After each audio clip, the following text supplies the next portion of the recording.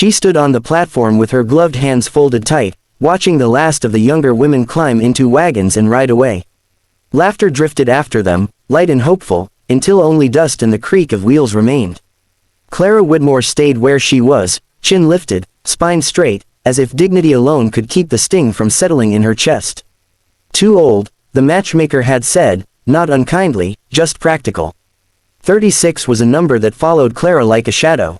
It didn't matter that she was capable, educated, or steady. On the frontier, men wanted youth they could mold, not a woman who already knew herself. She gathered her valise and turned toward the boarding house, telling herself she had expected this. She had left Boston with clear eyes, knowing rejection was a possibility. Still, the silence felt heavy, as though the prairie itself had decided she did not belong. "Miss," a voice called, roughened by wind and distance. Clara turned. A man stood a few paces away, hat in hand, boots dusted white with salt and travel. He was tall in a quiet way, broad-shouldered but not imposing, with a beard streaked by sun and time. His eyes were the color of creek water, clear, watchful, and a little wary. "I overheard," he said, gesturing back toward the platform. "What they told you." Clara stiffened, pride flaring. "There's nothing to explain. I wasn't asking for one." He hesitated, then continued, words chosen carefully. "Name's Eli Mercer. I've got a ranch west of here. Not much company. Been that way a long time." She studied him, unsure why he'd stopped her at all. Men like him didn't interrupt strangers unless they wanted something.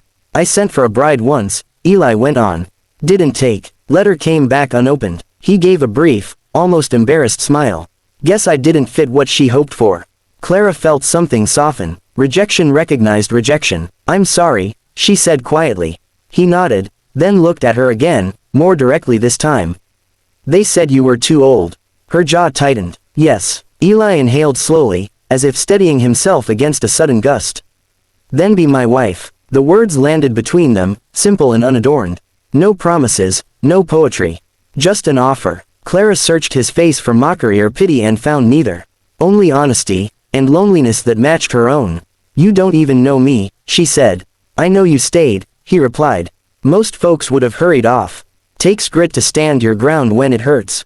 Silence stretched. The wind tugged at her skirt. For the first time in years, Clara felt seen not as a number, but as a person.